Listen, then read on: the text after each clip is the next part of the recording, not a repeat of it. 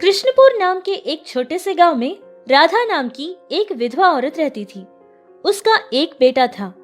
उस बच्चे के पैदा होने के ठीक 1 साल बाद उसका पति भगवान को प्यारा हो गया था। उसका पति कोटेश्वर नाम के एक आदमी के फैक्ट्री में काम करता था। वो उस फैक्ट्री में करंट का काम करता था। इसी तरह किसी काम में उसको करंट शॉक लग जाता है और वो भगवान को प्यारा हो जाता है। उस बात का कोटेश्वर राव को भी बहुत दुख था। इसीलिए उसने अपने ही घर में राधा को खाना बनाने का काम दे देता है और उसके बेटे को भी वो खूब पढ़ाता है। नमस्ते साहब जी। अरे राधा बहन, कैसी हो? तबीयत तो सब ठीक है ना तुम्हारी?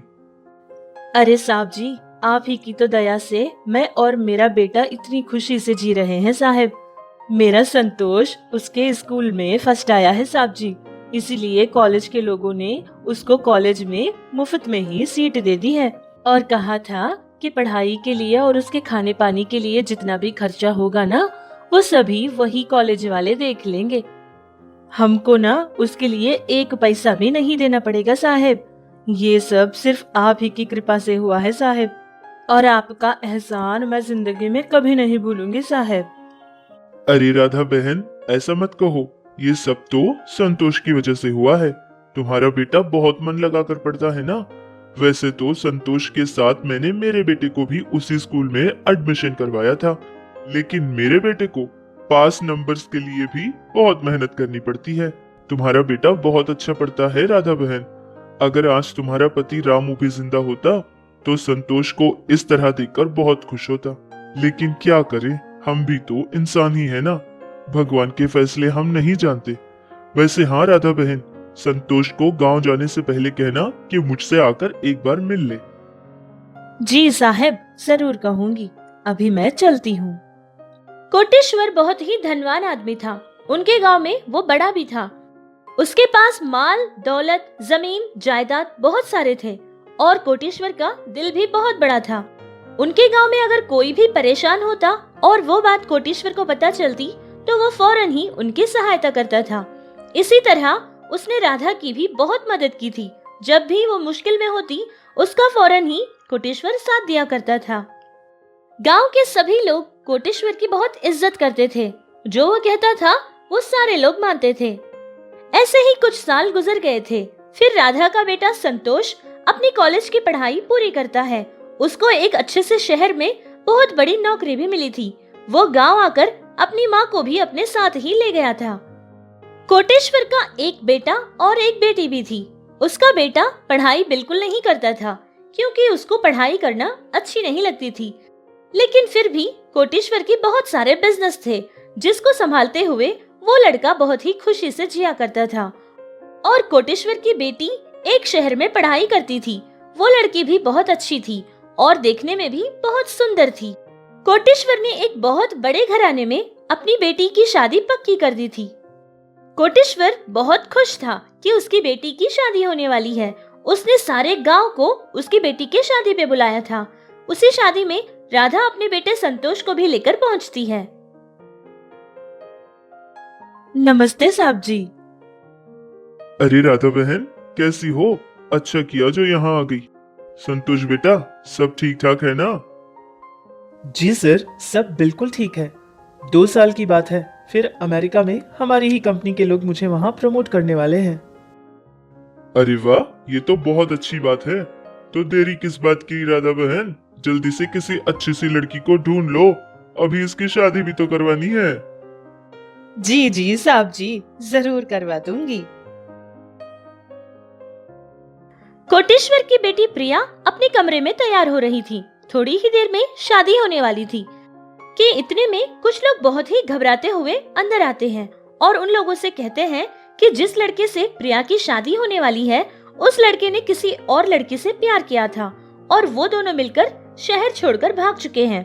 ये बात सुनते ही कोटेश्वर की धड़कन रुक जाती है और वो बहुत ही चिंतित होकर वहीं पर बैठ जाता है। शादी के जोड़े में मंडप में खड़ी दुल्हन अपने होने वाले पति का इंतजार कर रही हो और ऐसे माहौल में शादी ही रुक जाए तो कैसा लगता है? मेरी तो सारे गांव में इज्जत चली जाएगी। मेरा मान सम्मान सब मिट्टी में मिल जाएगा। जो शादी तोड़कर चला गया उसका क्या, वो तो खुश ही रहेगा, लेकिन सारे गांव के लोग उंगलियां तो मेरी बेटी पर ही उठाएंगे ना। ऐसा नहीं हो सकता। मेरी बेटी की शादी इसी मंडप में होगी। अरे लेकिन कैसे? अभी के अभी दूसरा लड़का हमें कहाँ से मिलेगा? वैसे इसमें हमारी बेटी की क्या गलती है? रुक जाइए ना, धीरे धीरे सब संभल जाएगा और हम किसी और अच्छे लड़के को ढूंढकर शादी कर लेंगे। नहीं सुधा, तुम और कुछ मत कहो। हमारे राधा बहन का बेटा संतोष बहुत अच्छा पढ़ा लिखा लड़का है और बहुत अच्छी नौकरी भी कर रहा है। मैं उसी से अपनी बेटी प्रिया की शादी करवाऊंगा। अरे डैड, ये आप क्या कह रहे हैं? घर के नौकरों के साथ हमारी प्रिया की शादी करवाएंगे आप? अब इस बारे में कोई कुछ नहीं कहेगा। इसी मुहूर्त पर मेरी बेटी की शादी होगी। इस तरह कोटेश्वर ने किसी को कुछ कहने का मौका नहीं दिया था और वो अपना फैसला सुना देता है। पास ही में खड़ी सब कुछ देख रही प्रिया भी कुछ नहीं कर पाई थी और वो बिल्कुल चुपचाप होकर खड़ी रही। फिर कोटेश्वर राधा और उसके बेटे संतोष को बुलाकर ये सारी ही बात बताता है। अरे ये आप क्या कह रहे हैं साहब जी? आज हम ऐसी स्थिति में हैं तो सिर्फ और सिर्फ आपकी दया की वजह से है साहब जी। लेकिन ये शादी वादी का मामला है ना, मेरे बेटे की पसंद जाने बिना मैं इतना बड़ा फैसला कैसे ले सकती हूँ साहब?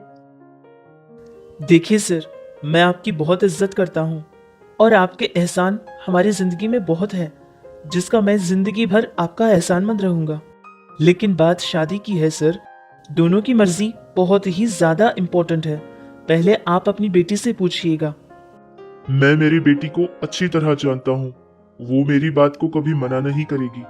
लेकिन फिर भी आप सब लोगों की तसल्ली के लिए मैं एक और बार पूछ लूंगा। बेटी प्रिया, तुम्हें ये शादी पसंद है ना? डैडी, जो आपकी पसंद वही मेरी पसंद।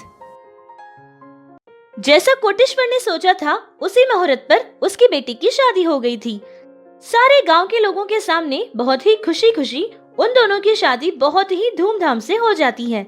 शादी के बाद प्रिया अपने पति संतोष से कुछ नहीं बात करती थी, वो हमेशा चुपचाप रहती थी। शादी के ठीक 4 दिन बाद वो लोग शहर में अपने घर चले जाते हैं।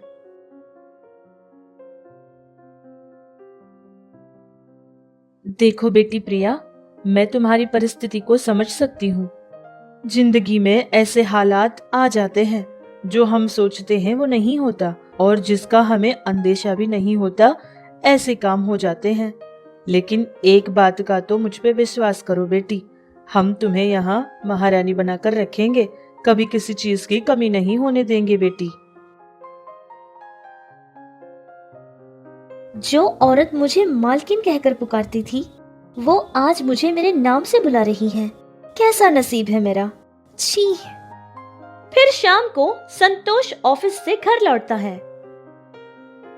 अरे बेटा संतोष, प्रिया तो सुबह से बाहर ही नहीं निकली अपने कमरे से। जाओ बेटा, जाकर ना उससे कुछ अच्छी अच्छी बातें करो। ठीक है माँ, मैं देखूंगा। हाय, 4 दिन हो गए हैं हमारी शादी को, लेकिन आपने मुझसे कभी बात नहीं की। शायद आपको मुझसे शादी पसंद नहीं थी। अगर मैं आपको पसंद हूँ तो आप रेडी होकर बाहर आ जाइएगा, हम कहीं बाहर चलते हैं। और अगर आप तैयार होकर बाहर नहीं आएंगी तो मैं समझ जाऊंगा कि आपको मैं पसंद नहीं हूँ। इतना कहकर संतोष डोर बंद करके हॉल में जाकर बैठ जाता है। 1 घंटे तक ऐसे ही बैठा रहा। फिर ठीक 1 घंटे बाद प्रिया रेडी होकर बाहर आती है। प्रिया को देखते ही संतोष बहुत ही ज्यादा खुश हो जाता है और फिर दोनों मिलकर अपनी ही कार में बीच के लिए निकलते हैं।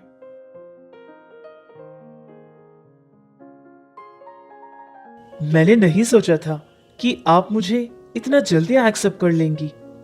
और कभी सोचना भी मत, ठीक है? तुम्हारा स्टेटस क्या है और मेरा स्टेटस क्या है जानते हो ना तुम? वैसे भी मेरे हक में ये कोई शादी ही नहीं है। मेरे सारे फ्रेंड्स अमेरिका में रहते हैं और कुछ ही महीनों में मेरी भी वहाँ जॉब लगने वाली है, तब मैं यहाँ से चली जाऊंगी।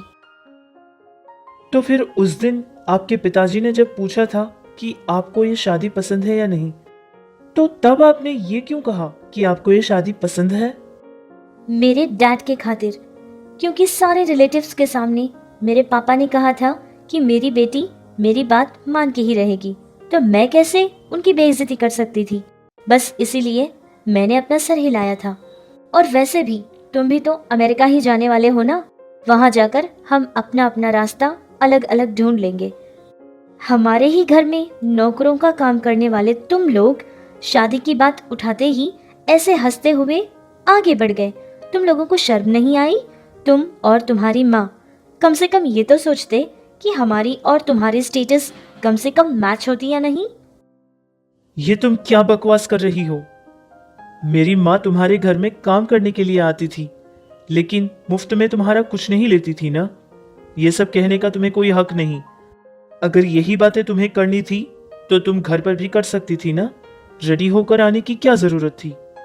अगर ये सब कुछ मैं घर में ही बात करती तो तुम्हारी माँ तभी के तभी मेरे पापा को फोन कर देती और सारी बात बता देती थी।